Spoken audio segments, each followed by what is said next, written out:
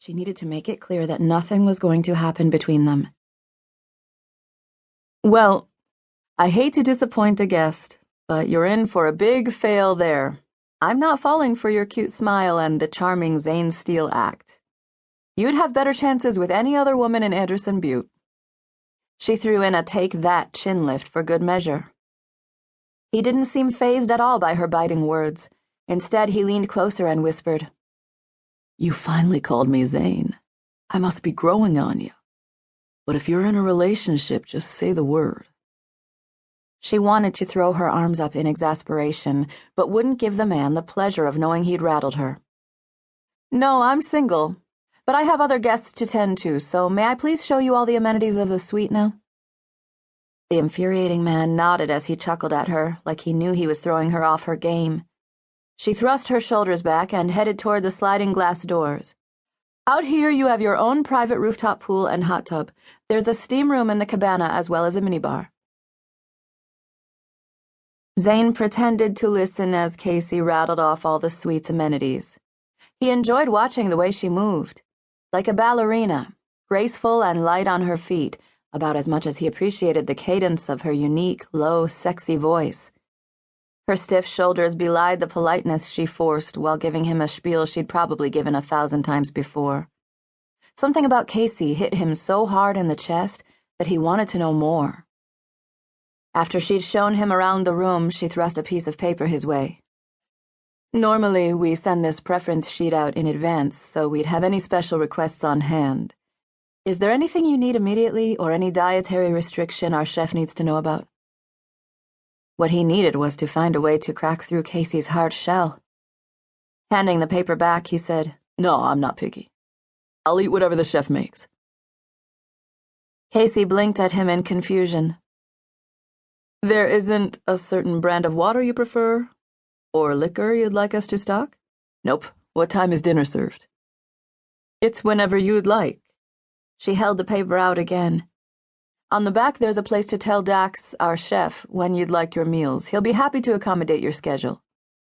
Zane accepted the pen she held out, then moved to the couch and laid the paper on the coffee table. His phone vibrated in his pocket, so he quickly scribbled his answer and then handed the paper back. After glancing at the screen, he said, "If you'll excuse me, I have to take this." He answered the phone with, "Hang on a second, Kip." Zane headed for the sliding glass door that led to the pool outside, then he stopped in his tracks. He turned and said, "Actually, Casey, I really hate Brussels sprouts." "Doesn't everyone?" Her lips tilted ever so slightly along with his before she waved, and then walked back into the elevator. Pleased he'd gotten a smile out of her, even if it was just a little one, he lifted the phone to his ear. "Sorry, Kip. What have you guys figured out?" "Still working on it, but your brother is being a jerk. He told your lawyers that you'd just gotten your IDs mixed up and that the extra money in his accounts came directly from you. He's refusing to go to rehab. He says it's your fault he's in this mess." Since they were kids, Nick's problems were always Zane's fault. Nick was living, mocking proof that their mom's words, that family is all that matters, were more a wish than a reality. "Can I speak to him?" "Yeah, hang on. I just stepped outside. He's in the holding room waiting for your lawyers to come back now." Zane sank into a lounge chair beside the pool. How he wished he'd never promised his mother he'd look out for Nick. If it were up to him, he'd let them throw Nick's ungrateful hide in jail until he straightened himself out. Nick answered with, "Dude, come on. If this had been you, your lackeys would have had you out in under an hour. Tell them to fix this." "They love to make examples of celebrities in Los Angeles. You're not getting out of this one, Nick."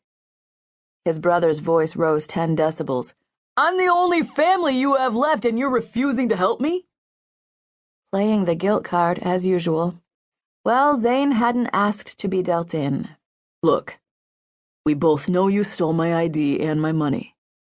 You have two choices here, jail or rehab, and you've got 30 seconds to decide which you want me to tell my lawyers to plead.